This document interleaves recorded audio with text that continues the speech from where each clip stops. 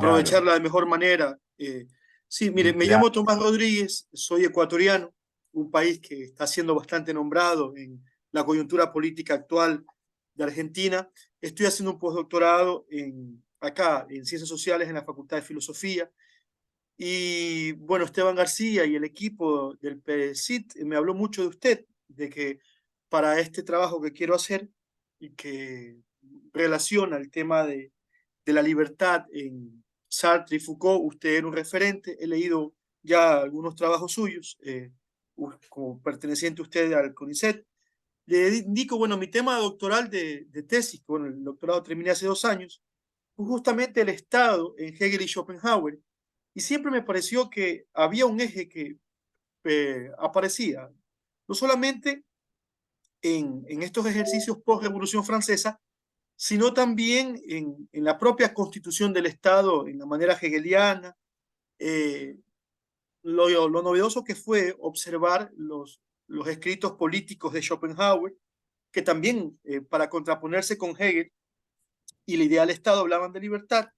Y este ejercicio de los últimos 30 años, de cómo estos nuevos neoliberales, otros le llaman los delirantes, llevan 30 años en el discurso apropiándose de la categoría libertad, cuando casi toda la totalidad del siglo XX la categoría libertad fue asumida desde una postura antihegemónica, anticapitalista, antiestalinista, Sí.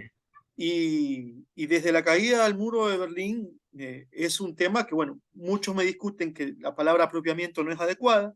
Yo creo que sí es un apropiamiento. Y bueno, aquí estamos. Como primer elemento, trato igual que no sea tan acartonada la conversación, es esa pregunta que creo que pudiera ser un eje, ¿no? Si usted considera, mi estimado Maximiliano, que esos ejes teóricos metodológicos del concepto libertad por parte de la extrema derecha son ya apropiados por parte de ellos, o como muchas personas me discuten, sigue estando en disputa. No, yo, a ver, mira, justamente estás haciendo este comentario y lo último que acabo de escribir para un texto, un libro que va a salir supuestamente este año, por los 80 años que se conmemoran, los 80 años de la publicación del Ser y la De la Nada, nada. eh, trata sobre la comprensión sartreana de la libertad, enfrentándola, contraponiéndola a la comprensión liberal de la libertad. En este aspecto, lo que hago en el texto es remarcar dos cuestiones que va a decir Sartre. Por un lado, cómo la comprensión sartreana de la libertad, que es una comprensión radical, ontológica, donde la libertad en Sartre aparece, definida como algo absoluto, se fundamenta en una ontología donde lo que podríamos decir sujeto libre es la conciencia, que es una de las dos regiones del ser, el ser para sí, el no ser, la nada, y cómo el liberalismo, yo creo en este aspecto que podemos encontrar, lo que contrapongo es justamente, ¿no? Esto que señalas vos es una preocupación, mi preocupación actual es esa. Es esa porque incluso estoy leyendo a estos autores, estoy leyendo a Milton Friedman, a von Hayek, a Rothbard, que lo conocí hace poco, no sé si vos lo leíste, y es una cosa. Y bueno, eh, la forma en que, por un lado, la comprensión de la libertad bajo el liberalismo se nos presenta como una reducción de la libertad. Porque, ante todo, el liberalismo es una doctrina, podemos decir, es una doctrina filosófica, que lo es, eh, a ver, que tiene como correlato el, la institución de un programa político y económico. Entonces, se parte ya de una categoría de hombre, el individuo, se parte también de la libertad en un sentido que no es en el sentido sartreano de una ausencia de ser, sino de un ser ya establecido. El individuo es y la libertad es libre, se realiza en ser emprendedor y en ser poseedor. Y esto está ya presente en Locke. E incluso que parte de una naturaleza humana, en Locke parte de Dios. Cuando Locke dice que la tierra, Dios nos da la tierra a todos, pero que cada uno tiene que apropiarse de una parte, etcétera, etcétera, ¿no? Eso por un lado. Diferencia total con, porque en todo caso, el ser liberal, creo, lo escribí hace poco, bajo la comprensión sartreana, es una elección. Es decir, no es el liberalismo la realización. A ver, el liberalismo es la realización de la libertad en tanto es un proyecto existencial. Como también lo puede ser el ser escritor, el hacerse ser escritor, ¿no? El hacerse ser revolucionario, el hacerse ser antisemita. Recordemos en reflexiones acerca de la cuestión judía que Sartre contrapone dos, ¿no? Al judío lo atropellan dos formas de existencia en el mundo, la del antisemita y la del demócrata, que cuando Sartre dice el demócrata, no se está refiriendo al socialdemócrata, se está refiriendo al demócrata liberal. Entonces, en un sentido quizás metodológico, el liberalismo se presenta como una elección entre otras. Y existiría algo así como una mala fe originaria en el liberal de comprender que eso es la libertad. Porque el liberal podría decir que en una doctrina se despliega la libertad. O esa doctrina es la doctrina cabal de realización de la libertad que tiene como referencia un programa político y económico. Eso con el liberalismo tradicional, bueno, mira, lo tengo acá, si querés, espera, creo que lo tengo abierto. Algunas citas de Sartre, donde también aparece, hay un montón de cosas que son interesantísimas. La misma idea, no hay una frase que es muy de sentido común, ¿no? Porque el liberalismo también está inserto en el sentido común, lo hace. Esta frase que dice, mi libertad termina donde comienza la del otro. Y acá ya estamos viendo con claridad un individuo que es libre, que uno que diría, habría como una esfera invisible que es el ámbito de su libertad, que termina cuando empieza con la del otro. Lo que podemos pensarlo de alguna manera, porque la libertad se realiza en la propiedad. Mi libertad se da en la propiedad y donde se termina mi propiedad empieza la propiedad del otro. Y acá, mira, ahí está hablando del ser y la nada. Acá justo tengo abierto un documento que te digo, es parte de lo que estuve escribiendo en este. O sea, fue el último, ahora estoy escribiendo otra cosa, pero esto fue el último que terminé, que creo que lo terminé hace 2 semanas. Mira, acá, el ser y la nada.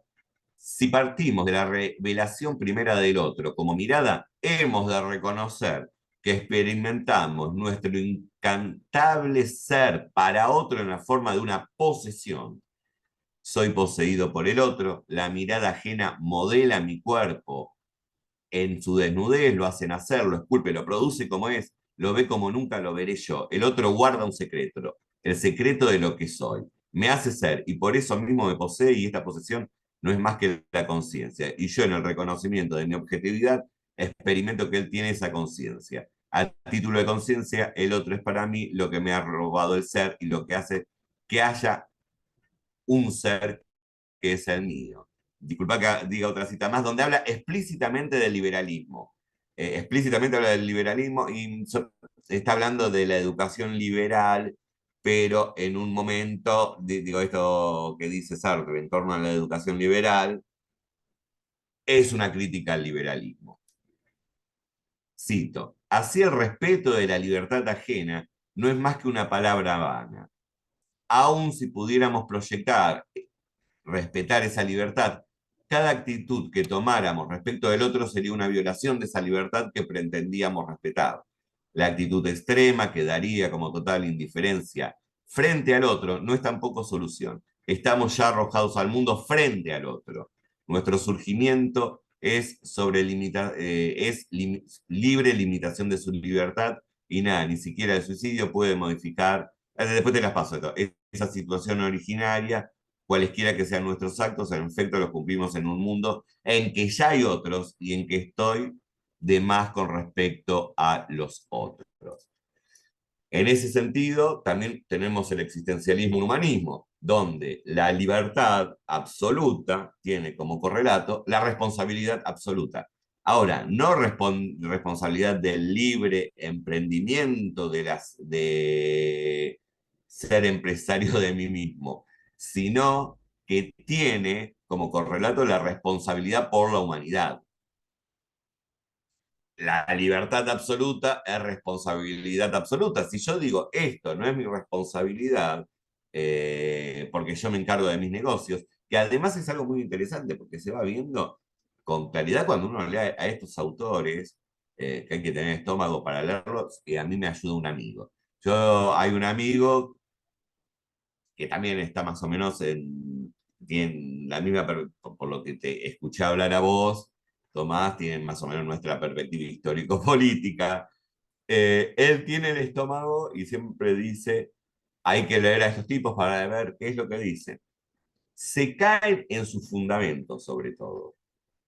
Un individuo solo, primero, esto es muy interesante, a esto quizás a nivel metodológico, ontológico, ¿no? Un ser Eh, atomizado. ¿Cómo? El Sí, ser atomizado, claro, el ser atomizado. Y la idea misma de que, ¿quién comienza? Bueno, muchos de ellos comienzan con esto, pero ahora no me acuerdo si era Rothbard, Murray Rothbard, mira que es discípulo de von Hayek, que a mí me parece muy, muy importante lo que estás haciendo. Y a mí me parece que es algo que hay que hacer, porque estas corrientes son corrientes académicas, digo, dan clases en universidades, entre comillas, prestigiosas. A este Rothbard creo que le dirigió la tesis de doctorado Habermas, ni más ni menos, siendo él discípulo de Hayek.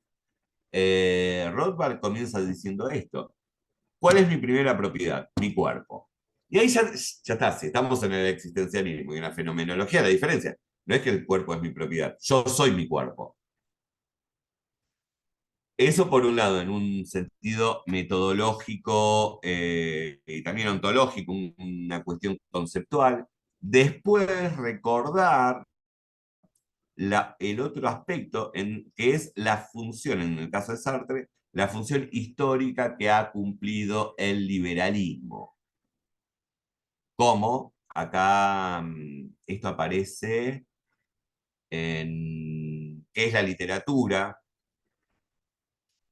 Sartre dice lo siguiente, ¿no? Que el liberalismo tuvo, porque además esto, ¿no? Liberalismo está emparentado también con el espíritu analítico frente al espíritu de síntesis, ¿no? Eso aparece también en muchos textos, en reflexiones sobre la cuestión judía, también en la forma en que Sartre critica, el humanismo criticado por Sartre es ese humanismo liberal que parte de no ve las situaciones concretas, sino que parte de una idea de naturaleza humana, universal, etcétera. Sartre dice en un momento en que es eso de que es la literatura, dice lo siguiente, que el liberalismo tuvo como función, no está hablando del siglo XVIII, oponerse al antiguo régimen, mientras que en la actualidad no tiene otra función que turbar las conciencias revolucionarias. Esa es la función. Entonces vemos, ¿no? Lo dice explícitamente Sartre. Estoy buscando la cita para ver que no es algo, ni siquiera que lo estoy interpretando. Espérame un segundo. Mirá, disculpa acá, una cita de Locke. Aunque la tierra y todas las criaturas inferiores pertenecen en común a todos los hombres, cada hombre tiene, sin embargo, una propiedad que pertenece a su propia persona. Y a esa propiedad nadie tiene derecho excepto él mismo, por Dios. Lo dice porque en el párrafo anterior aparece Dios. Bien, quiero ver dónde es que aparece esto que te estaba diciendo acá.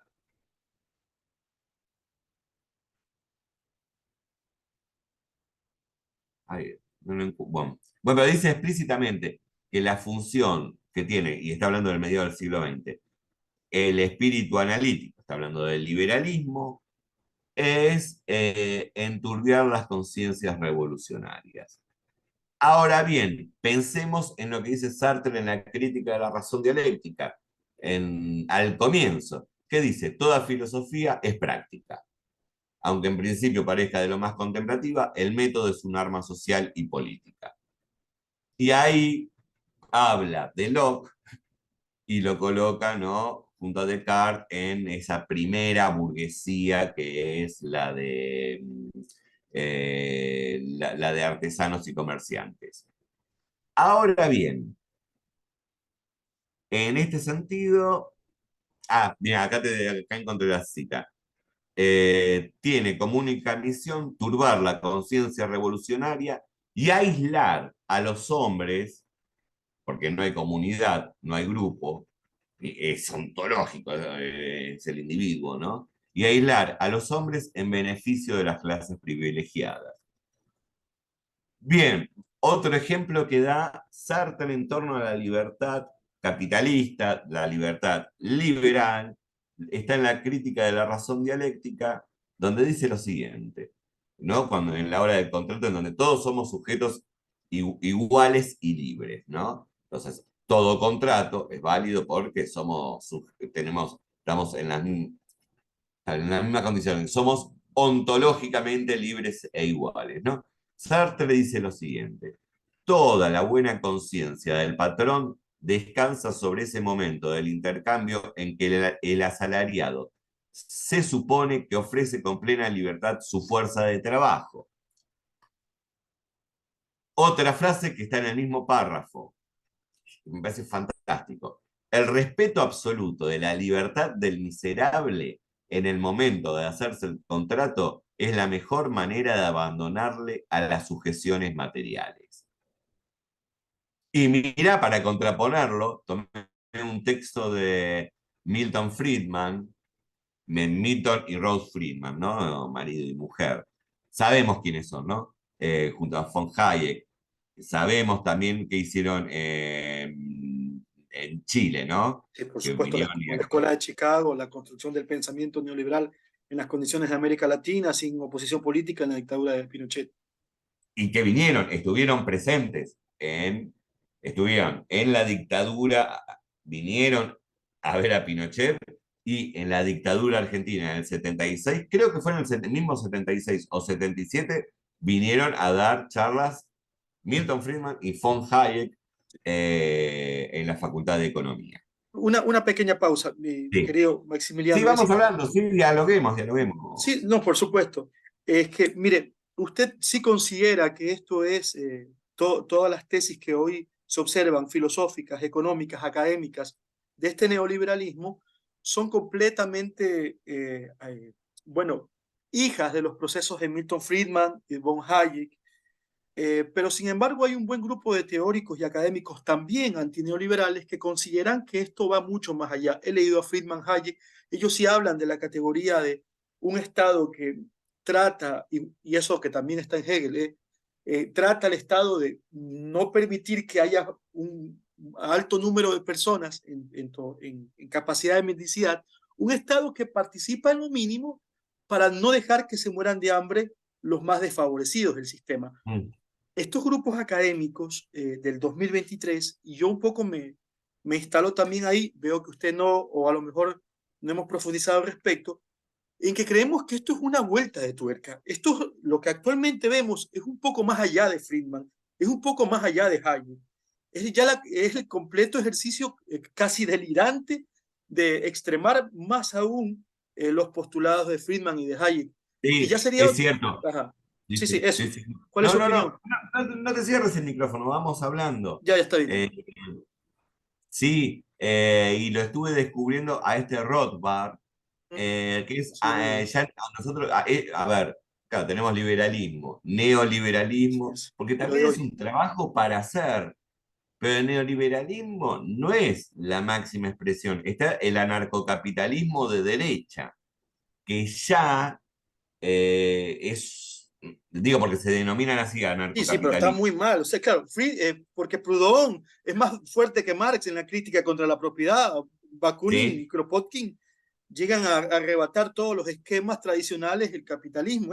Es muy fuerte que alguien se haga llamar anarcocapitalista, pero tiene razón, se autodenomina, se autoperciben así. Y es más fuerte que los autores, sí, es más fuerte que Hayek y que Sí, sí, Friedman, exacto. porque incluso los estuve leyendo, mira, me lo pasó este amigo mío, a Rothbard, Murray Rothbard, y acá, bueno, vos sabés la situación argentina, donde el probable futuro presidente tiene 4 perros, uno se llama Milton por Friedman, otro, el nombre que tiene, no me acuerdo, creo que es por von Hayek, otro es Conan, y no me acuerdo por qué, economista, y el otro es Murray, por Murray Rothbard, que él ya es el que habla de la venta de órganos, es el que dice, por ejemplo, que un padre tiene el derecho, si quiere, de dejar morir a sus hijos. Lo dice explícitamente en este libro.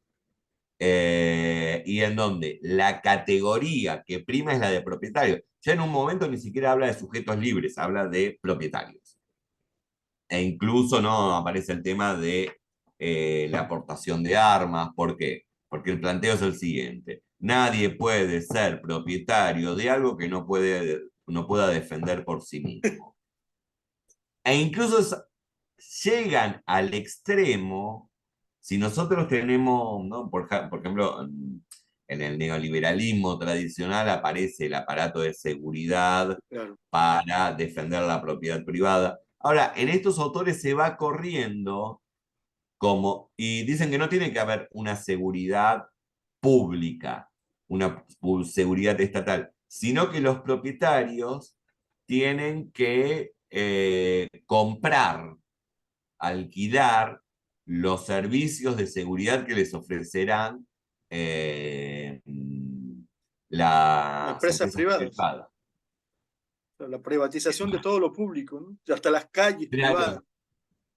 Sí, porque la categoría fundamental es la de propiedad. Y yo creo que en términos filosóficos, es fácil. Lo que tienen es que tienen coherencia. Los argumentos, o sea, parten de un axioma: el hombre es libre, la libertad se da en la propiedad y es la propiedad inalienable porque es arrebatar la libertad del otro. Si vos, a ver, más allá de lo deshumanizante que es, tiene una cierta lógica. Ya incluso cuando llegan al ámbito de que no haya seguridad pública, decir, bueno, ya está, tienen uno que puede decir, bueno, critican al Estado, pero ponen policías. Ahí dicen, ya está, no tiene que haber policía. Y yo creo que lo que dice, pienso que que es muy fácil de refutar a partir del punto de partida que tiene. La Porque idea de un individuo hecho, monádico, cuya libertad se realiza pura y exclusivamente en la propiedad. No es una libertad en la cual uno puede decidirse como un monje mendicante, ¿no? Por ejemplo, o un Claro, revolucionario. ¿No? La claro. libertad sartreana se abre, digo, son el proyecto de la libertad sartreana, se realiza en proyectos existenciales diversos. Van a acordar tu última parte, ¿no? La del psicoanálisis existencial, que culmina Claro, el deseo es ser un ser en sí para sí, que no se puede dar nunca, y todo ese sería lo universal ontológico, y en lo óntico particular, bueno, uno se elige como filósofo, como escritor, como de determinadas maneras. No, pienso eso, y pienso que hay algo de lo que hay que estar atentos también. Esta avanzada, creo, ay, lo siento un poco como en una entrevista, hagamos un ida y sí, vuelta. no, no, sí, sí, no, pero está bien, está bien.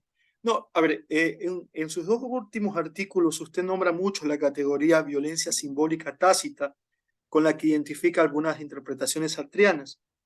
Ahora, Sí, ¿por qué estamos en un momento histórico en que esa violencia, que en Sartre realmente es simbólica tácita, en Foucault hablaba de maquinarias normativas, pero ahora no lo ves? Ahora la violencia es más tangible, más sustancial, y en vez de tener un rechazo, comienza a tener seguidores la misma. Hablo por todo el discurso narrativo violento de Milei sí. y amarrado al El- concepto de libertad, ¿no? sí, cuando ganó las elecciones, el discurso que fue era absolutamente violento y era aplaudir, era como. Incluso, a ver, yo dije esto de la lógica y la consistencia. Hubo un momento de irracionalidad donde empezó a hablar de los perros.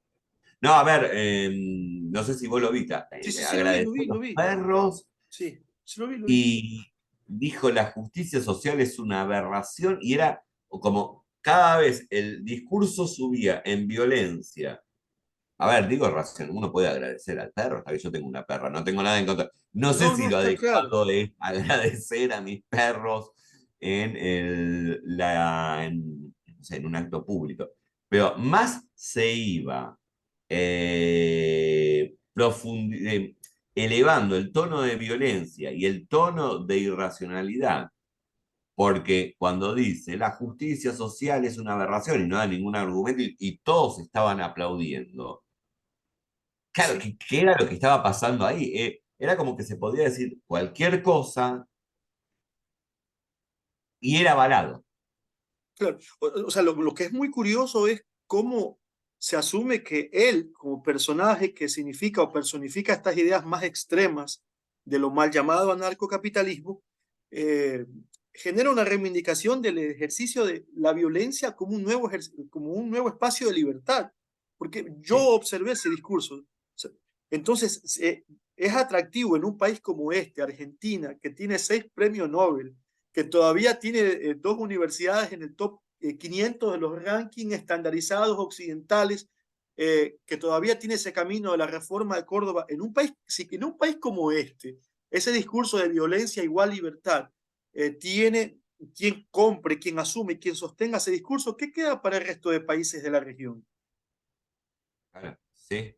Bueno, habría que ver hasta qué punto, digo, con Bolsonaro salió mal. Está viendo, digo porque perdió, ¿no? Que Argentina también es dentro de la América del Sur, más al sur, ¿no? Más al sur, que se lo tome, porque también no pensemos, liberalismo, y esto está presente en muchos autores, el liberalismo está ligado a lo que podríamos decir neocolonialismo, Sí, claro. como habla un autor que fue juez de la Corte Suprema Argentina, él habla de 4 momentos dentro del colonialismo, que hoy estaríamos en la fase superior, que es el colonialismo financiero. Claro. El texto es muy interesante, ¿no? Él va señalando, cuando hablamos de colonialismo, bueno, 4 instancias.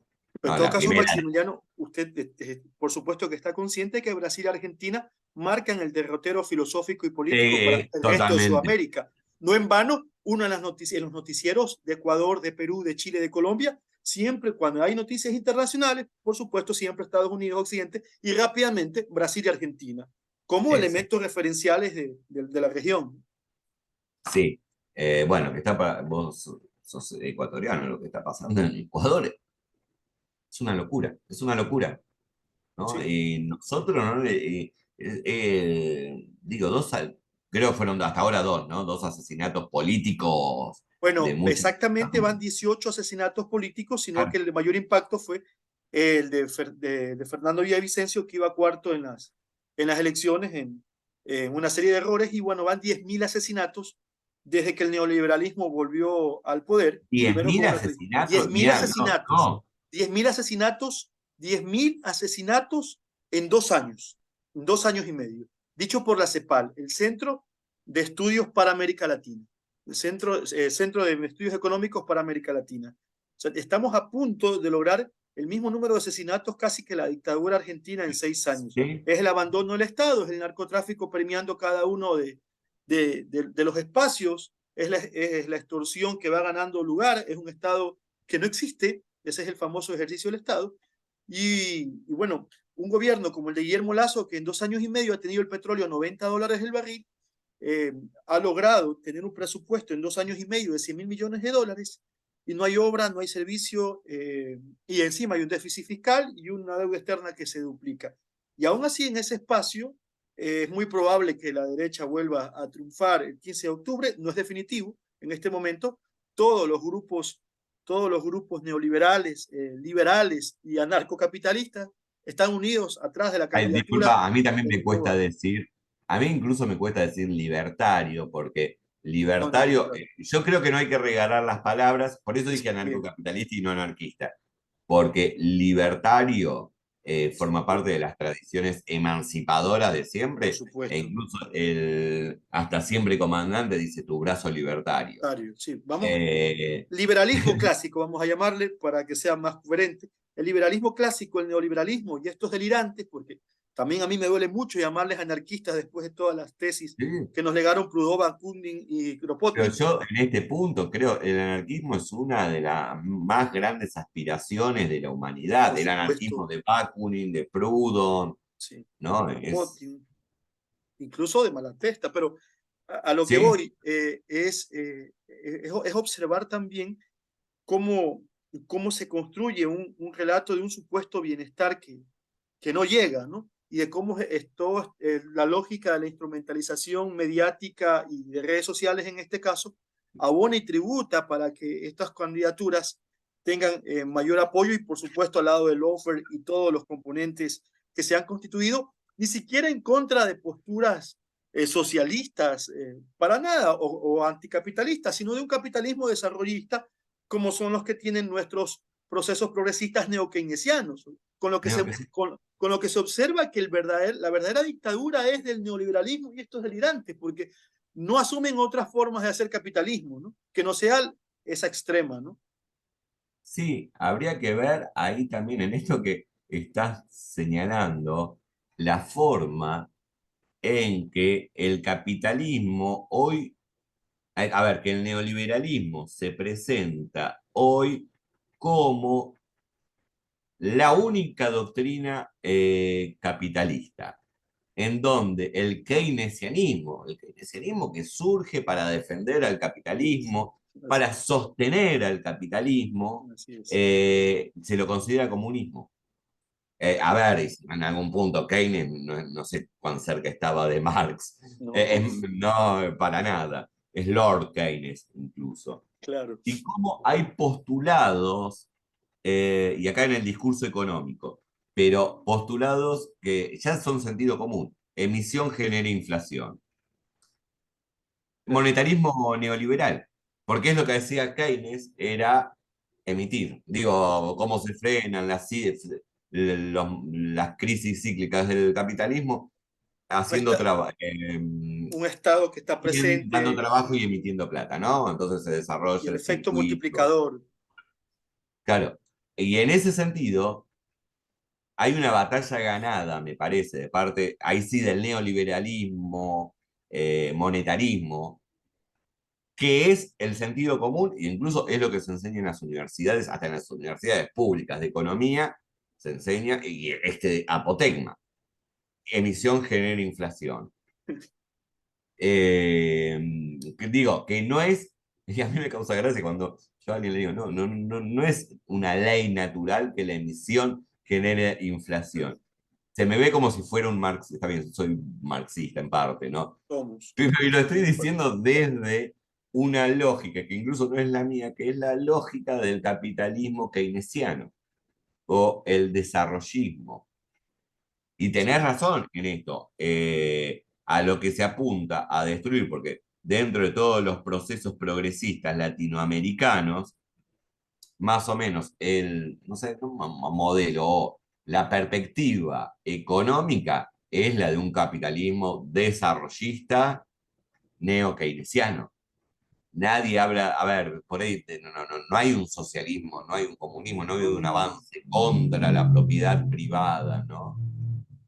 Sí, ahora, lo que a mí me sorprende bastante, y pasa en cada uno de los países de América Latina, es como la izquierda más tradicional, la izquierda que además se presenta en elecciones y tiene máximo el 3%, cuando pasan elementos como este. Hoy día la CONAIE, la Confederación de Nacionalidades Indígenas del Ecuador, parte de esa historia tradicional y de lucha combativa en las calles, que pone los muertos en el 2019, en el 2022, ojalá que ya no, pero está presionada desde sus bases a votar por el nulo, porque indica que el neoliberalismo es terrible, genocida, ha matado a sus hermanos. Yo también me siento indígena, por supuesto, 2019, 2022, pero que las neokeynesianas, desarrollistas, son extractivistas, han tenido un discurso completamente violento con ellos y por ende llaman a votar nulo. O sea, ¿cómo lograr que la izquierda, si es que usted lo considera, por supuesto, ¿no? La izquierda más tradicional, que se asume incluso marxista o mariateguista en el caso de nuestros indígenas en Ecuador, asuma que no es posible ya un nulo cuando lo que se nos presenta es un protofascismo? ¿O cómo lo ve usted, Maximiliano? Mirá, en el último, lo que pasa es que acá justo Mariátegui es leído por los movimientos que podemos, acá los denominamos nacional populares, ¿no? Esta izquierda minoritaria del 3% en la Argentina, específicamente, tiene más que ver con la Cuarta Internacional y con el trotskismo. Eh, Porque incluso, ¿no?, las líneas del Partido Comunista no tienen esta línea de No, no, pensamiento, no, sino no la que tiene. se unen a los frentes nacionales, como a los frentes progresistas, populares, nacionales. Es muy complicado porque, claro, el otro día, creo que hace cosa de una semana, 1 o 2 semanas, hubo una movilización en frente del Ministerio de Economía, que está bien, están en todo su legítimo derecho a hacerlo y está bien, hay necesidades, hay que movilizarse. Ahora, el discurso que tenían, que lo dijeron explícitamente, es el siguiente. Acusan de antiderechos, de que se viene el momento de antiderechos, ¿no? Por la inminencia de la llegada, de la posible llegada a la presidencia de Milei, pero ellos tampoco reconocen derechos. Bueno, ¿qué hacemos? A ver, y ese discurso, por vía indirecta, es un discurso a favor de Milei. Claro. Porque lo que estamos haciendo, todos nosotros acá, una confesión personal, Massa no es mi candidato preferido. No el de nadie, me imagino, pero Si estuviste sí, juntándote por ahí con sí. Esteban, estuviste con Juan, tampoco creo que son No, los no. candidatos el candidato ideal de ninguno de ellos. Bueno, sin embargo, es esto de no ver, claro, en algún punto de no discernir. Está bien, sí es capitalismo, el neoliberalismo es capitalismo. Estos delirantes son capitalistas y el neo-keynesianismo es capitalista. Está bien, pero no hay que saber discernir las diferencias. Por supuesto, completamente Eh, de acuerdo. ¿Qué cantidad de derechos son abolidos por el neoliberalismo? ¿Qué cantidad de derechos son abolidos por estos delirantes. Después, ¿cuántos muertos significan, digo, muertos de manera directa o indirecta por cada uno de estos modos de capitalismo, en donde también uno podría pensar, donde yo creo que hay una diferencia, es que para los movimientos progresistas, nacionales, emancipadores, a ver, seamos sinceros, el capitalismo es un medio para, no es que se parte de una convicción capitalista.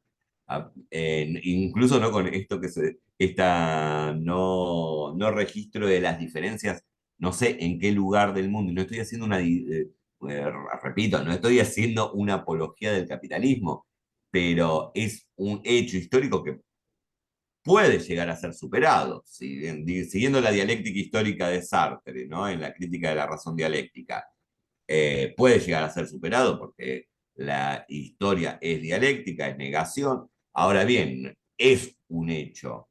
Y si vemos que incluso los regímenes comunistas son capitalistas, Claro, bueno, el capitalismo de Estado que hablaba Lenin, ¿no? el capitalismo de Estado, claro, sí, sí. Ese es un problema y yo creo que también en Argentina, cuando ganó el neoliberalismo, cuando llega a la presidencia Macri, fue por un balotaje, ganó Macri por un punto.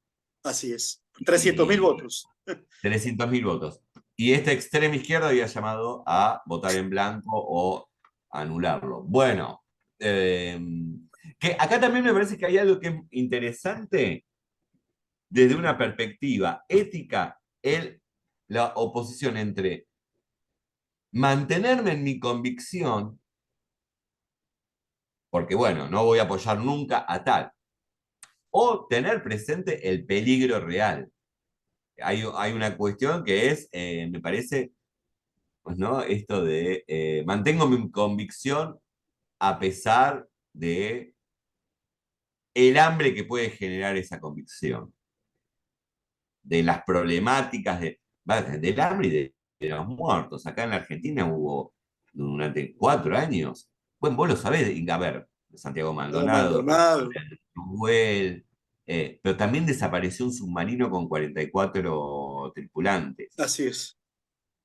desde una impunidad absoluta, en donde también un policía mató por la espalda, cosa que está penado por la ley y fue premiado por la ministra de Seguridad, Patricia Bullrich, que es hoy la candidata, es una de las 3 candidatas a presidenta, es la candidata a presidenta de Cambiemos, Ahora, ¿no? ¿por qué, sí, por qué esta izquierda en Argentina, en Ecuador y todos nuestros países no sigue el propio llamado de referentes como Gustavo Petro y Mujica, que reconocen estar administrando el capitalismo, pero como una necesidad histórica evolutiva para dejar un poco ese capitalismo tardío o ese feudalismo que no se quiere ir de Sudamérica? Porque lo dice Petro, o sea, yo voy a desarrollar un proyecto keynesiano capitalista, porque en Colombia tiene que dejarse a un lado el feudalismo. ¿Por qué esa explicación teórica metodológica que hace Petro Mujica no tiene eco en las voces de izquierda tradicional, como usted bien dice, en la Cuarta Internacional Trotskista de nuestros países, que, bueno, muchos podrían decir son el 3%, sí, pero hay una movilización ahí, hay un aunar esfuerzos que fueran importantes, ¿no? Oye, que como usted bien dice, a veces son por 300.000 votos, bueno, en el 2021, por 200.000 votos, en Ecuador ganó el neoliberalismo. Es decir, que todo cuenta, toda suma cuenta, ¿no? Sí, ahí habría que ver también las matrices, y esto es importante, ver las matrices ideológicas.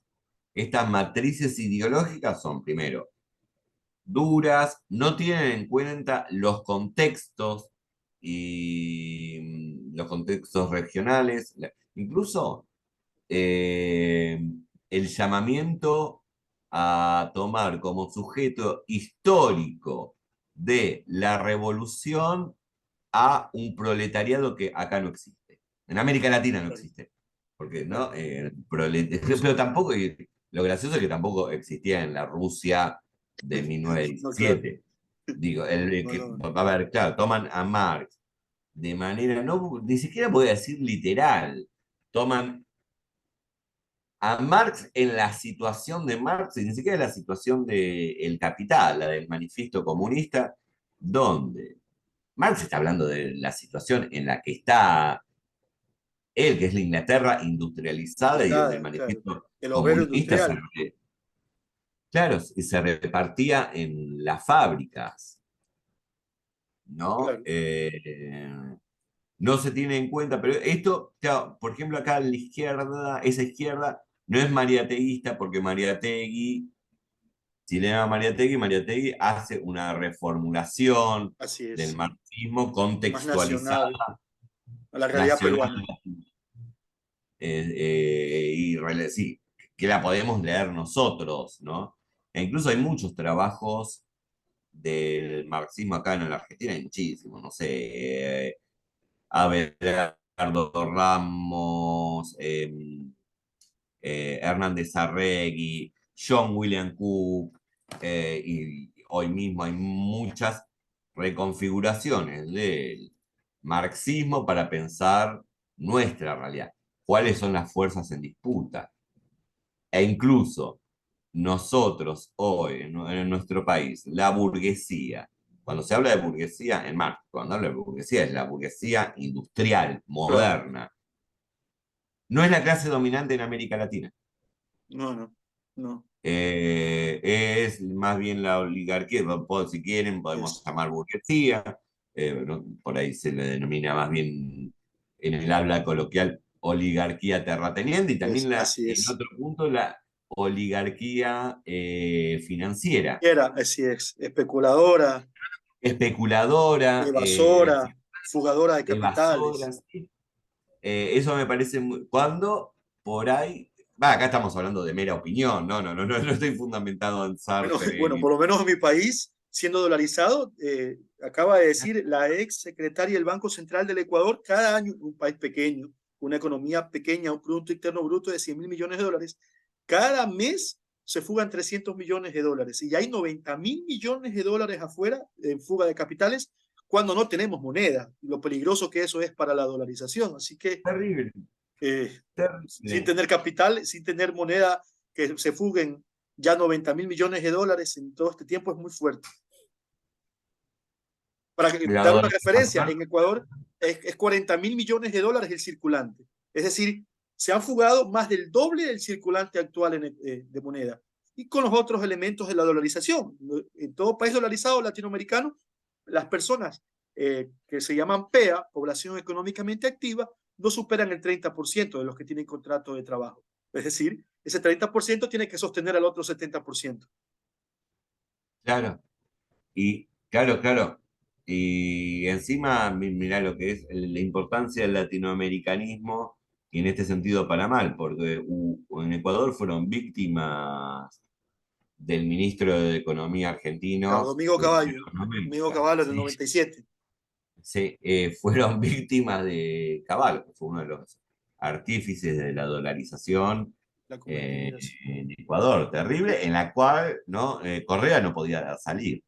Sí, El no se puede salir de la dolarización. Una vez que Por se eso, entra, el mismo, por más voluntad que haya, no no, no podía hay cómo. salir.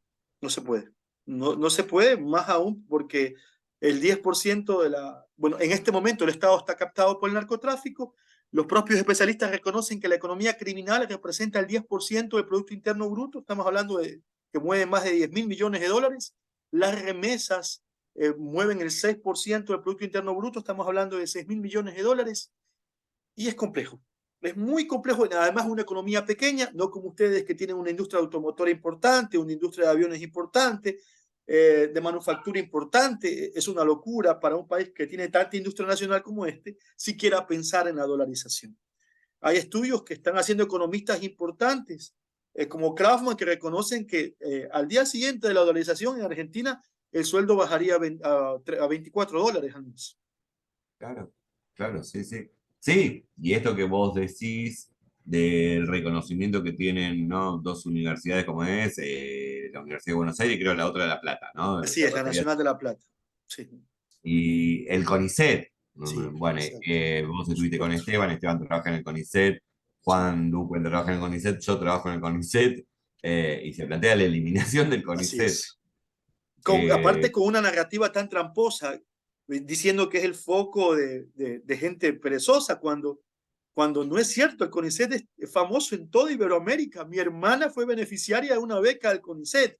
Yo consideraría que debería tener más compromisos con este país por una beca de 10 años y genera pensamiento político de procesos de derechos humanos en las poblaciones indígenas del Ecuador. Entonces, desconocer lo que ni siquiera es una cuestión de una postura ideológica económica, sino desconocer toda una estructura de Estado que ha construido Argentina desde el CONICET es muy fuerte cuando hay, si se quiere atacar a las ciencias sociales, también todos unos hallazgos científicos que han sido validados por laboratorios científicos del mundo, cosas que ya se han desarrollado acá en el CONICET, ¿no? Y que se plantea desaparecerlo, ¿no? No hay ningún pensamiento de oligarquía nacional, de burguesía nacional, de desarrollista. no, pero ahí das en el clavo. Corramos, mira, me voy a correr del ámbito de humanidades y de sociales. Que el CONICET pase a privados, porque esa es la propuesta. También era la propuesta de Bullrich, de que sea un peso, el Estado no era tanto. Bullrich, la de Cambiemos, Sí, se lo vi, decía claro. que pase un peso del privado y un peso del público. Y yo voy a hacer, esto no le conviene ni a los privados. ¿Por qué? En un laboratorio, a ver, vamos a poner ciencias biológicas. Alguien, un investigador de CONICET puede estar 20, 30 años estudiando un hongo que crece en el sur de De Argentina. Argentina. A los 30, 20 años quizás se descubre que ese hongo tiene una propiedad anticancerígena. Es ahí cuando entra el laboratorio recién a producir algún fármaco con esa propiedad. Ningún laboratorio privado va a financiar una investigación que puede llegar a la nada o puede llegar sí a algo durante 20 años. Son la lógica, porque además estamos hablando no de desarrollo tecnológico o de desarrollo de medicamentos, sino lo que supone la investigación previa para que pueda desarrollarse un medicamento son investigaciones de 20, 30, 40 años, ¿no? Eh, bueno, el caso que se dio cuando Rusia saca la primera vacuna contra el COVID es porque tenían un instituto que estudiaba el COVID, hacía, no digo 50, pero hacía como 20 años que estaba ese instituto. Entonces ya tenían el conocimiento del funcionamiento del COVID, las cepas anteriores, ¿no? Pero eso es lo que les permite después, bueno, lo que es la ciencia básica. Pero Eh, altera mucho el saber que esos conceptos tan famosos, tan internacionales como I más D, innovación, más desarrollo, más transferencia, eh, no haya ni siquiera un mínimo de una construcción discursiva política para el desarrollo de la misma, ¿no? Sino ¿no? simplemente que América Latina no sea capaz de generar esos procesos y CONICET, que es reconocido en toda Iberoamérica, sea privatizado o eliminado. Sorprende, porque aparte usted es un país que ha ganado 6 premios Nobel. Es Claro, más difícil. claro, sí, sí. Después, claro, a mí causa gracia y es el desconocimiento también. Por ahí, vos que estuviste con gente del CONICET, una cosa, ¿y cuántas veces van, viste? ¿Cuántas veces van los investigadores del CONICET al CONICET? Nunca, yo habré ido 3 veces en mi vida, porque es algo así como una subsecretaría, Sí, se lo no conozco. es, del Ministerio de Ciencia y Tecnología. Como preguntarle a un médico cuántas veces fue al Ministerio de Salud. No se va, Claro. no se va. Uno está en la universidad, trabaja Por supuesto. o en ciertos laboratorios nacionales, los que se dedican a ciencias biológicas. CONICET, si vos lo ves, es un edificio donde no hay nada. Ahora está en medio de un polo tecnológico, por ahí hay algunos laboratorios, algo, pero cuando yo entré era un edificio que estaba enfrente del Congreso y no había nada, era administrativo, no es que están los científicos yendo ahí. Los lugares de investigación son otros. Exacto. No, a mí me parece muy importante. También creo que hay una cuestión del concepto de hegemonía que se fue dando por los Claro. medios tradicionales de comunicación, pero no olvidar esto que señalaste vos, las redes sociales, YouTube, eh, TikTok, que es tan... TikTok, Instagram, y que esas son formas de llegada que por ahí no están, por ahí no, ¿qué edad tenés? Yo tengo 43 años. Ah, bueno, yo tengo 44. Por ahí no, nosotros tenemos todavía, viste, el pensamiento de que va a estar en la televisión, pero sí, pero te llega más rápido Sí, claro, en el celular.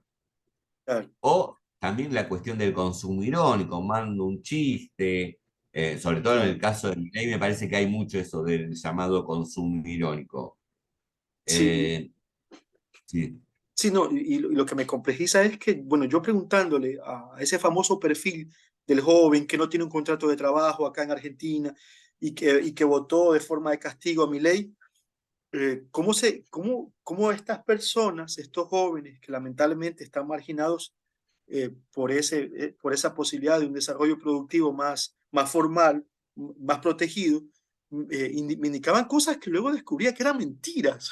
Uno de esos jóvenes me decía, es que yo voté por mi ley porque estas leyes actuales fomentan el hecho de que cualquier mujer haga una denuncia falsa de género, porque con esa denuncia falsa de género casi que tiene el nombramiento seguro y entonces yo no puedo competir con ella por una plaza en el Estado. Y luego yo iba, investigaba y descubría que eso es una mentira, ¿no?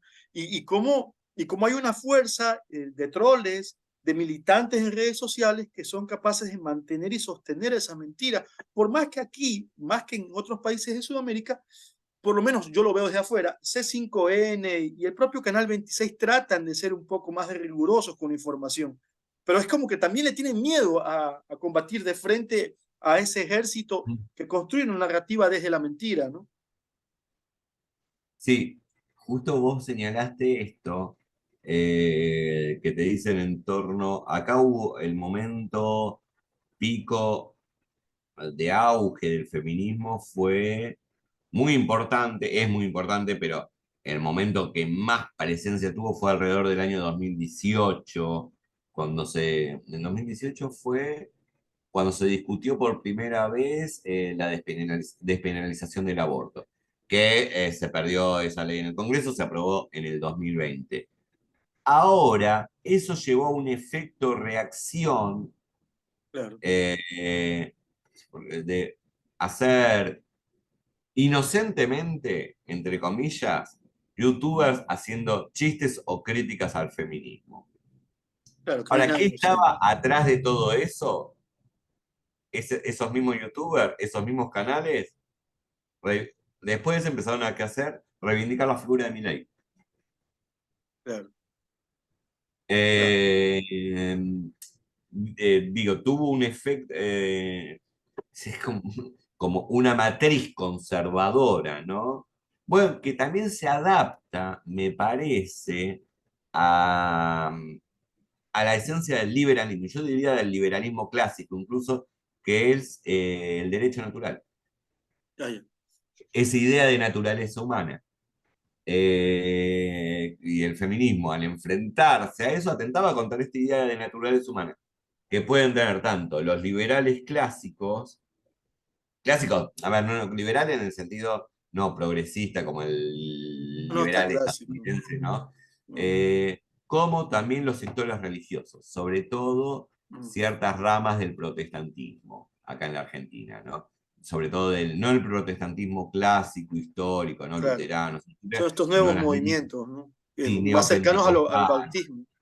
Aunque, bueno, yo viví muchos años en Cuba, no sé si acá hay todavía una raíz. Dentro del sector bautista, en Estados Unidos existen los famosos Pastor for Peace, son los pastores por la paz, pero hay que reconocer que es un pequeño lunar en medio de un mar tan conservador como la iglesia evangélica. Y es curioso porque en Sudamérica, si un movimiento junto con Brasil, otra vez Argentina-Brasil, si la Iglesia Católica tuvo un movimiento contestatario fue la teología de la liberación, que tiene unos ¿Sí? referentes fundamentales en Brasil y ¿Sí? Argentina, ¿no? Pero otra vez el poco espacio o ser demonizados en espacios mediáticos y en los propios espacios virtuales. Ahora mismo estamos viendo el ataque que Milei hace Al contra el Papa. propio Papa, ¿no? Sí, que Totalmente, sí, sí, sí. Y sobre esto, claro, porque es cierto, la tradición bautista, vamos a ir a Estados Unidos, tuvo voces emancipatorias. Martin Luther King era bautista. así es. Pero más o menos conocés, Bill Graham también, y fue mucho más conocido Bill Graham, y mucha una influencia enorme en Claro. América Latina que Martin Luther King. Creo que es el informe, ay, pará, creo que es el informe Rockefeller, no, el informe Kissinger en América Latina habla del peligro del catolicismo en los 70, ¿no?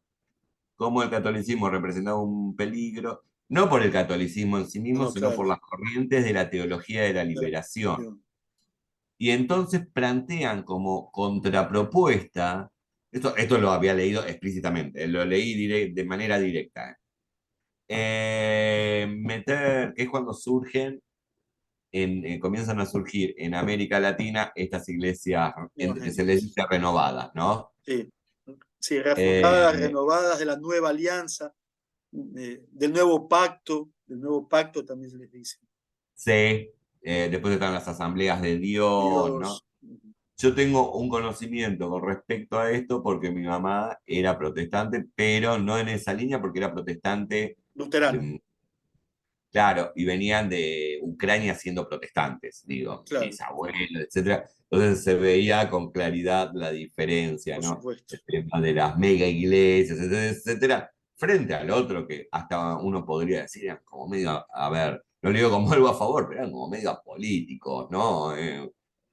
No, Claro, siquiera estaba muy presente la idea de evangelización, de salir a las calles, ¿no? sí. Ahora, en medio de toda esta coyuntura de varios medios de comunicación, de las propias redes sociales que están bastante politizadas en Argentina, y está bien que así sea, ¿cómo entender que quien ganó no fue Milei, sino el ausentismo? Dentro del registro oficial del Consejo Nacional Electoral Argentino, el ausentismo tuvo, entre comillas, más votos que Milei. ¿Pasará así en las elecciones del 15 de octubre, si no Eso no me lo equivoco? sabemos.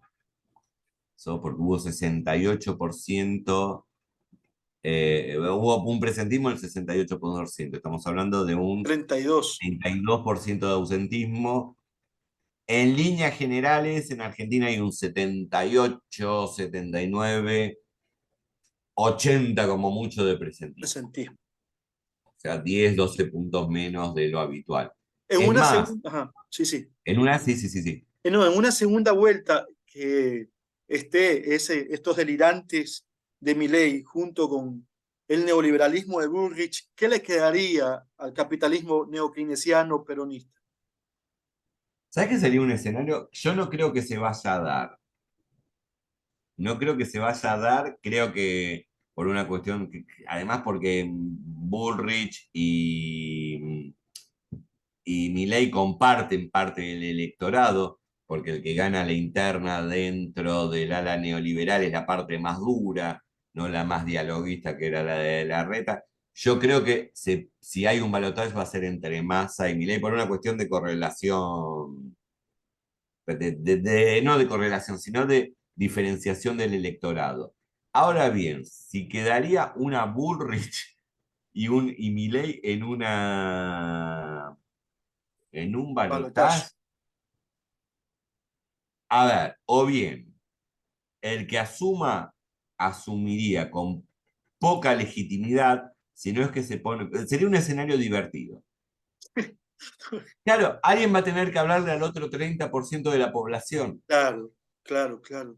porque en ambos, incluso acá el jefe de gobierno de Cava, que es de Cambiemos, de la línea Bullrich, que perdió linterna con Bullrich, y que era el ala blanda, imagínate, decía, hay que eliminar al kirchnerismo. Así directamente, hay que eliminar al kirchnerismo. La violencia Ahora, simbólica. claro, sí, sí, sí, pero eliminar al kirchnerismo explícitamente y salía, digo, lo escuché yo, lo escuché, no es algo. Ahora bien, ¿cuál sería la elección? Alguien tendría que hablar con el otro 30%, no Claro, demonizarlo. En un balotaje o no, quedarán entre claro. ellos y un 30% de la población afuera del diálogo. No digo, post-elección, sino durante la por elección. supuesto, ¿no? A disputarse ese 30%, ese 70%, perdón, ¿no? Entre estas Claro, dos figuras. y no el 30% Ajá, quedaría fuera. dejarlo a un lado. Sí, Yo, mi invisibilizar un posición tercio de la personal, población. yo en eso voto en blanco. Ya está, ya, ya Sí, está, ¿no? es la posición de la mayoría de personas del CONICET, de investigadores del CONICET con las que he hablado. En un caso, Bullrich, Milei, yo dejaría en blanco o anularía la papeleta. Pero Sí, con pues todo, sí, no hay alternativa porque incluso los dos tienen discurso de mano dura, hasta, de mano dura, de violencia, de represión a la protesta social, de acorte del Estado. Sí, y sabemos, hay una diferencia entre estos anarcocapitalistas o delirantes y los neoliberales. Ahora ya está, entiendo, además muchas veces uno vota el mal menor. Ahora yo ahí ya ni sé cuál es el mal menor. Y no, y realmente tampoco lo sé porque Burrich cuenta con una estructura partidaria que no cuenta mi ley. es. Entonces no sé qué, a ver, en eso pienso, ¿qué preferiría? Yo, como confesión, si habría un balotaje entre Burrich y Milei, yo preferiría que gane Milei. Eh, a ver, sería caótico, Sí, pero, porque no tiene estructura, dura partidista. porque se caería antes, no tiene estructura política. ¿Cómo va a manejarse sin estructura política? Si en todas las provincias en donde presentó un candidato previo, ¿no? Claro, El candidato a gobernadores perdió. claro, No tiene un gobernador propio, no tiene un gobernador, claro. no tiene intendentes. Sí, sí estaba observando eso. Ahora, eh, ya para no quitarle más tiempo, mi querido Maximiliano, ¿cómo reconfigurar desde el lado conceptual, metodológico, operativo, ese ejercicio de disputarle a los delirantes y al neoliberalismo la categoría libertad que siempre en el siglo XX hasta 1990 perteneció a quienes cuestionábamos el discurso capitalista hegemónico mundial? Y yo creo en ese sentido, trabajando, leyendo, también creo leyendo a estos tipos para ver qué es lo que dicen, porque a uno puede venir un argumento. Y cómo es, a ver, para no apelar, digo esto de conocer y refutar los principios en tanto. No lo digo en el sentido de, lo que voy a decir, no en un sentido de de mérito o de prestigio, sino porque como sarterianos, es nuestra función como intelectual dentro de la división de funciones que se da en el mundo. No la indignación moral, que Sí, claro. la tenemos que tener, pero la refutación tiene que ir a nivel conceptual. Y si uno los lee, se desarma. Es muy fácil desarmarlo porque es el pensamiento, el punto de partida que tienen ellos, es el que puede tener un chico de 8 años. ¿Viste el chico de 8 años? Ah, yo soy yo y esto es mío y... no, ¿viste cuando uno es chico que va revoleando las manos y dice, ah, yo estoy tocando el aire, si vos estás en el lugar, ¿te acordás de eso? Cuando Sí, eras sí, sí, chico sí. que uno lo hacía, Sí, si no sí, te corres yo no tengo la culpa. Es el sí. pensamiento de un chico de 8 años. Porque los estuve leyendo en los últimos meses.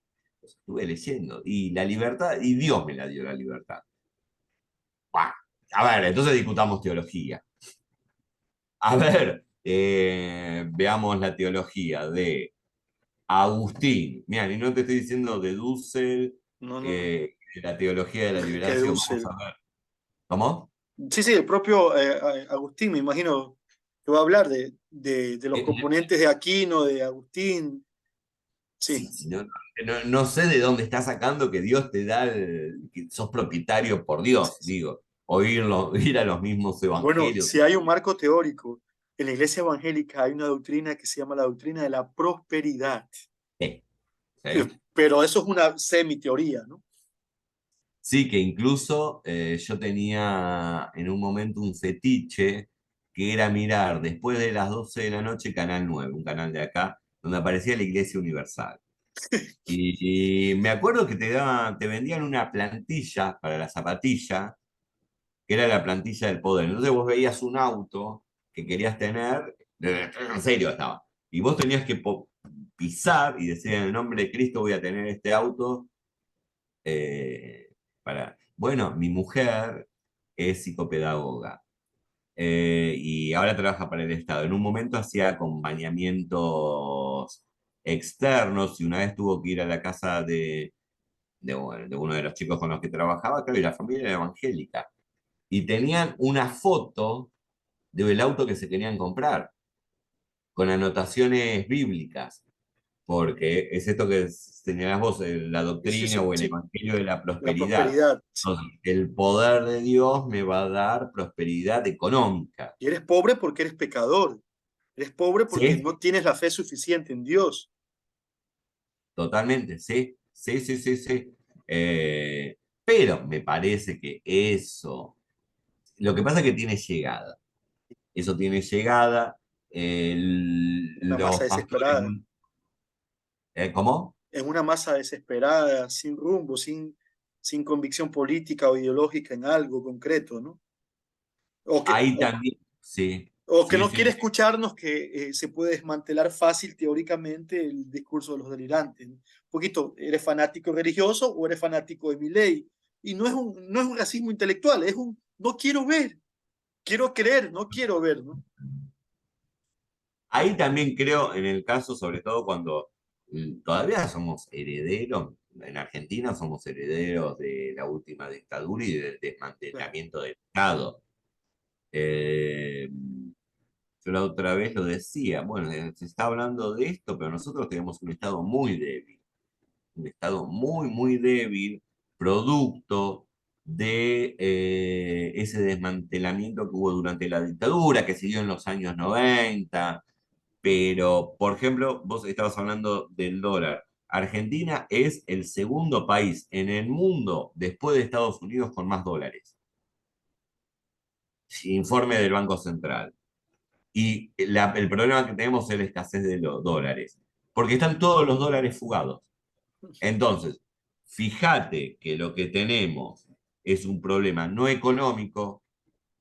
Digo, no, a ver, si hay Especulativo, es dólares, especulativo. es especulativo, pero incluso si hablamos de fuga del dólar, estamos hablando de algo ilegal, donde tendría que aparecer el poder de policía.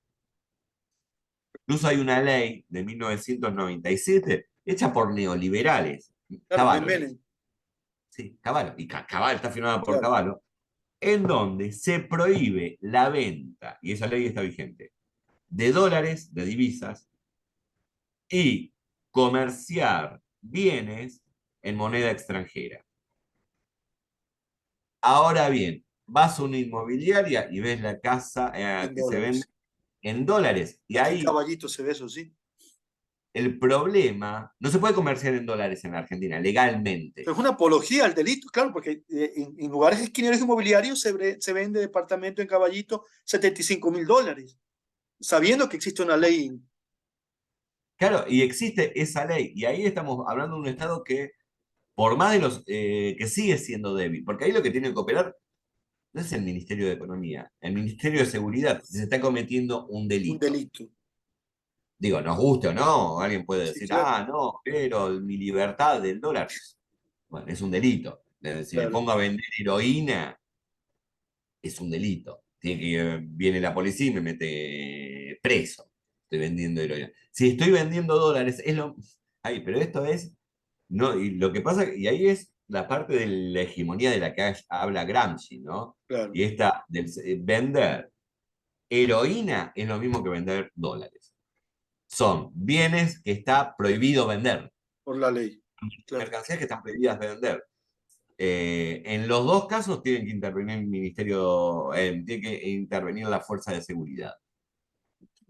Ahora, Maximiliano, usted mismo acaba de decir este hecho de desmontar conceptualmente toda esta construcción teórica que no resiste el más mínimo análisis o es fácil desbaratar eh, porque son los mismos conceptos de un niño. Ahora bien, ¿qué hacer ya no tanto teóricamente, sino metodológicamente, militantemente, con un pueblo que quizá no quiere escuchar? Y es difícil. Yo lo que creo en esos momentos, bueno, por un lado, lo que yo creo que los que estamos, perdón por esto, ¿no? Pero los que estamos del lado correcto de la historia, una frase muy a lo Martin Luther King, muy eh, de los demócratas progresistas de Estados Unidos, ¿no? Del lado correcto de la historia, etcétera. Pero bueno, los que pensamos de cierta manera, a ver, lo que tienen ellos es que hacen usinas de pensamiento. Primero, no, tienen mil fundaciones, Fundación Mediterráneo, Fundación Libertad. Eh, Nosotros, y claro, hay capital para hacerlo, porque se los mantiene. Los famosos think tank, ¿no? Creo que por un lado nosotros, los intelectuales antihegemónicos, nos falta un poco de eso, quizás. Y a veces nos perdemos las discusiones entre nosotros, por ahí, no sé. Podemos discutirnos y pelearnos por el anarquismo. A ver, porque uno defiende a Bakunin y el otro a Marx. Y nos Marx, claro, la peleamos, nos discusión. vamos, ¿no? Nos vamos enojados. Yo creo que es necesario, fundamental, formar grupos teóricos, conceptuales, además porque tenemos la formación para hacerlo, todos nosotros, que tengan una estabilidad en el tiempo y Ya. producir ¿no? Más allá de nuestros trabajos de investigación individuales, mantener no sé, frente a cierta, mantener una premisa y problematizar estas cuestiones, pero no nada más problematizar, sino también teóricamente ser propositivos. Eso por un lado en lo que hace a nuestra tarea, a nuestra labor. Yo estuve muchos años, después terminé yéndome por diferencias políticas, mira, justamente por esto del dólar, cuando ya había mucho economicismo, pero de dar, trabajar, trabajo en el sentido, no todo trabajo es asalariado, dando formación política, brindando charlas de formación política en distintas locales o partidarios, políticos, en movimientos sociales, etcétera.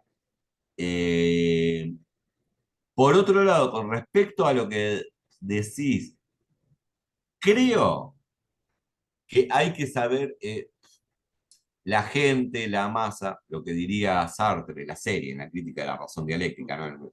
El tema de la serie, que no es comunidad, que no es grupo, es fluctuante. A mí me parece que lo que hay que saber es estar en la resistencia. Y acá no estoy diciendo un llamamiento a las armas, sino de saber que puede haber momentos en donde, no sé qué decir, humor social no me gusta la palabra, pero que el clima social tampoco me gusta la palabra, pero con esto por ahí me doy a entender. Puede girar hacia la derecha, puede no querer escuchar, pero son momentos de permanencia, de que tenemos que permanecer en la situación que estamos como el núcleo duro, como el rol en parte, a mí me parece importante que le atribuye Sartre en algunos escritos de los años 50 al Partido Comunista, Así no por es. el Partido Comunista en sí mismo, sino él dice algo interesante, las masas se cansan, las masas pueden hacer huelga un día, ahora, pero llega un punto en que ya está, no pueden estar. Por eso es importante una institución, un organismo que se mantenga en el tiempo a pesar de Claro. los cambios o transformaciones dentro de la sociedad. Y acá y en Ecuador se vio, a ver, yo estoy bastante pesimista y los tiempos son muy pesimistas. Creo que los tiempos no alientan a ningún tipo de optimismo. Pero esto ya lo pasamos en América Latina, lo pasamos en el 90, en los principios de los 2000, y después pasaron otras cosas. Claro, de 2003 para acá. Del 2003 para acá pasaron otras cosas, después vino una caída de vuelta. Incluso es interesante cómo todo va cayendo hasta... acá hay un libro de Abelardo Ramos, que se llama Historia de la Nación Latinoamericana. No sé si lo conoces. No, no, no, ya voy a anotar. Bueno, claro, y lo que habla él es de que en realidad América Latina es una nación y tiene que ser comprendida como una nación. Mm, por todas las cuestiones que tiene razón.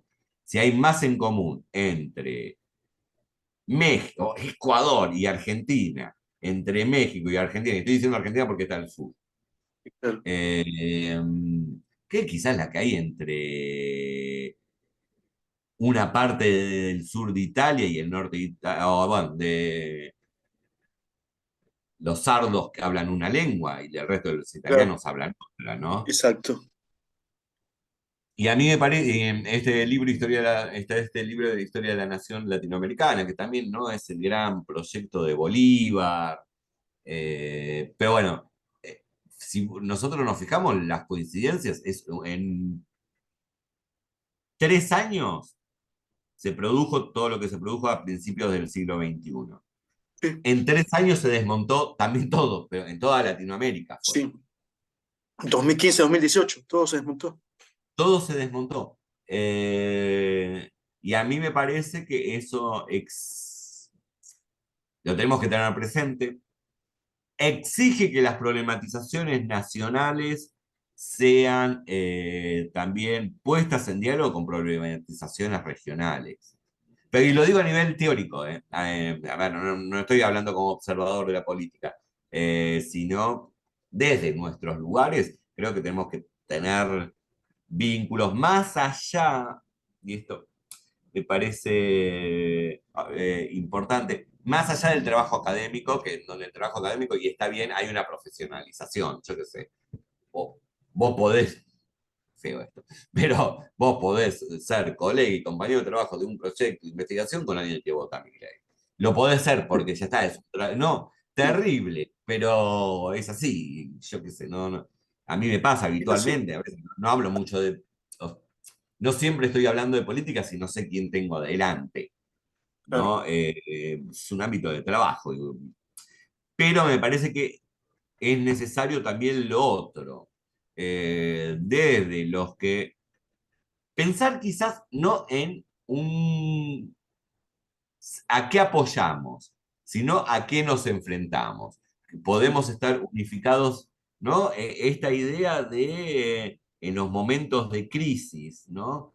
Bueno, nosotros estamos, pienso en lo que pudo haber sido Socialismo y Libertad, el grupo donde estaba Sartre, Merleau-Ponty, mm, Simón de Beauvoir.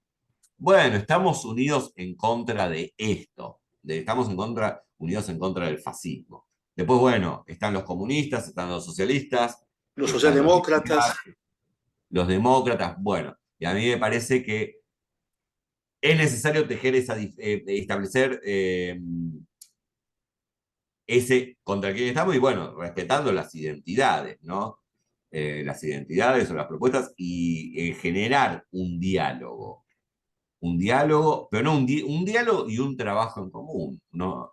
Pero como lo hacen ellos, como lo hacen del otro lado, porque lo hacen. Claro, la diferencia es que nosotros no tenemos recursos. Digo, no, claro, no va a venir Fundación Rockefeller y digan, bueno, aunque a Marcuse sí, el hombre unidimensional se lo dio la fundación, se lo bancó la Fundación Rockefeller. sí, Pero me claro. parece, La Escuela de Frankfurt recibió algunas ayudas de la industria cultural norteamericana. sí, sí, sí, sí. Y no, eso me parece que hay que saber también, y está acá que no estoy haciendo un llamamiento a la revolución o ir a Sierra Maestra. Bueno, estaría fantástico, pero no, sino de una Todos resistencia cultural, teórica, así es. y de ir trabajando en eso. Y me parecería interesante a mí articular, es lo que hacía Sartre, ¿no? Si somos Claro. lectores de Sartre, articular el trabajo, porque Sartre, articular el trabajo teórico, académico, con Trabajo el militante. político, militante, sí, militante. El trabajo militante, que está bien, porque, repito, no hace falta ir a Sierra Maestra, ¿no? Un trabajo militante intelectual, cultural. A mí eso me parece que sería importante y además que te ubica teniendo una voz. A ver, también que va a ser mínima, muy probablemente, si estamos hablando de Sartre, no sé cuándo le va a llegar a la gente eso, pero son actos de resistencia, aun cuando aun cuando esté perdido, pero por ahí no hay que, uno lo ve y cuando fue otro momento histórico, todo lo que parecía haber sido perdido, comenzaba a recuperarse. Estos Claro, libros que te menciono yo, Historia de la Nación Latinoamericana, americana. La formación de la conciencia nacional de Hernández Arregui, que es marxista, etcétera, eran libros que no se volvían a editar desde los 70. Y a partir del 2003, 2005 se comenzaron a editar de vuelta. Textos como los de Fanon. Los de Fanon Claro, fueron vueltos a editar en ese periodo, acá en la Argentina, digo. Si no, claro. tenías que ir a la edición del Ahí, 62. pico. El prólogo de Sartre, ¿no? Sí, sí, sí. A mí me parece que eso es importante. No sé qué pensás vos, Sí, hablemos. sí, sí, sí, sí. Yo estaba meditando en que eh, entiendo el pesimismo que usted tiene, pero también creo que en Argentina hay una movilidad sindical, no estoy diciendo que perfecta, pero por lo menos que ha sabido y tiene una historicidad en el enfrentamiento contra dictaduras incluso y contra gobiernos que han querido mancillar los derechos de los trabajadores, y creo que ahí descansa y reposa también el nivel de resistencia que se pueda tener, amén de los otros ejes de resistencia que usted ha establecido, para poder soportar una posible arremetida neoliberal o delirante que pudiera pasar en el ciclo de años 2024-2028 en Argentina. Y también la movilidad social, siempre que haya gente en la calle, aunque lamentablemente un líder como Rafael Correa, él está en contra de eso, dice que es un desgaste innecesario, en nuestra Ah, está en realidad siempre hay contra, no lo muertos, había visto. sí, sí lo ha dicho. Cuando pasó los acuerdos en junio del 2022 entre la CONAI y el gobierno, después de 18 días de protesta, de 10 muertos de hermanos indígenas, él dijo que, bueno, lograron que baje 25 centavos de dólar la gasolina, pero ¿para qué tantos muertos? ¿Para qué tanto desgaste? ¿Para qué? Y lo ha dicho así, considero que el norte es en la toma del poder político, y eso en las actuales circunstancias mediáticas virtuales no se da en la calle. Yo creo que la calle es un escenario de lucha, más aún Sí, en la zona más desigual del mundo, que es América Latina, donde está la mayor desigualdad económica, donde está la mayor violencia. Y bueno, esas son las matices que tiene nuestro capitalismo neokeynesiano como propuesta progresista. No es el mismo el neokeynesianismo de Lula que el de Correa, que el que fue de Cristina o el de Chávez, pero amén de eso hay que seguir apoyándolos. Yo soy un Mm, poco más optimista, creo que va a ser importante lo que suceda también en Ecuador como un eje fundamental para que también el propio Petro no se sienta acorralado, como hay un ejercicio. Y creo que nunca como antes hay una interconectividad muy importante, no solamente geográfica, comercial, sino también política en Sudamérica. Y por ende es muy importante lo que pase ya en la segunda vuelta en Ecuador el 15 de octubre. sí, es cierto, sí, sí, sí, sí. Bueno, en Colombia hay un gobierno progresista, nunca lo hubo. Sí es. Chile, más allá de los vaivenes que uno puede ver en Boris, pero digo, se salió de esta cuestión Sí, entre derecha y concertación, ¿no? sí, Más sí, allá de los vaivenes, se fue saliendo de sí, eso. sí. Sí, como dice bien Petro, lo dijo hace 2 meses, también uno puede avanzar hasta que la sociedad esté lista para avanzar. Si Colombia no está lista para la universidad gratuita, bueno, pues no lo está. Si Colombia no está lista para la salud universal gratuita, pues entonces no está. Un poquito es un determinismo sociológico, biológico, pero en parte también se entiende. Si no hay una movilidad social que soporte y acompañe los cambios que se quieren hacer desde el poder político neokeynesiano, es poco lo que se puede hacer, ¿no? Claro, sí, sí, sí, porque además para hacer esos cambios se podrían hacer si es un gobierno con un apoyo, pero así, del 60 Así por es. ciento de la población. Está bien que son otras épocas. Perón en el 49, es muy gracioso verlo. Cuando aparece la gratuidad universitaria, porque tuvo la reforma del 18, pero la universidad seguía siendo arancejada. En el 49 pasa a ser gratuita. Y es un decreto de Perón de 2 renglones. 2 renglones. Vos lo buscás y lo ves. Claro, Increíble, pero tenés que tener un apoyo popular enorme para por poder hacer supuesto. eso. por supuesto. enorme, sí, en un decreto declaró gratuita la universidad. Claro, hoy en América Latina, por suerte tenemos gobiernos progresistas, pero no es que tienen ese nivel de apoyo. No, no, O no, como en Venezuela, el nivel de apoyo que tenía Chávez. no, no, ya no existe eso. Digamos, ¿no? Esta cuestión de, a mí me causa gracia el expropiese. Claro, Sí, Chávez tenía un nivel de apoyo. Que claro, hubo claro. unas elecciones en que ganó todo, creo que ganó por un 2005, 80%, 2005, 2005. Fue en el ¿no? Por 2005. como un 80%, algo Sí, por el estilo, ¿no? 78 y ganó más de 100 diputados en las asambleas, claro. Era otro momento histórico, que Era otro lamentablemente momento. era Sí. otro momento histórico. Bueno, Pero bueno, eso es lo que hay. Bueno, Maximiliano, muchísimas gracias de todo corazón. no, Gracias gracias también a por vos. dejarme grabar esto y yo también a las órdenes. Así que ojalá que haya otra oportunidad. Y de nuevo, muchísimas gracias por su tiempo. No, gracias a vos y nos mantenemos en contacto. Cuando quieras hacemos una videollamada. Yo sabía que te ibas ahora el 10. Ajá. Eh, en la Pero vuelvo en próxima vez, marzo. En en marzo. marzo nos podemos encontrar personalmente con más tiempo, Será un gusto. arreglar en algún punto intermedio. Dale, Buenísimo. y mantengámonos en contacto por ahí de mandarnos trabajos, Claro que sí. si te parece. Dale. Bueno, un abrazo Y enorme. un gusto para mí, Y un Ariel. gusto el mío. Muchas gracias. No, Un gracias a abrazo vos. enorme. Nos Chao. vemos, cuidado. Chao, chao.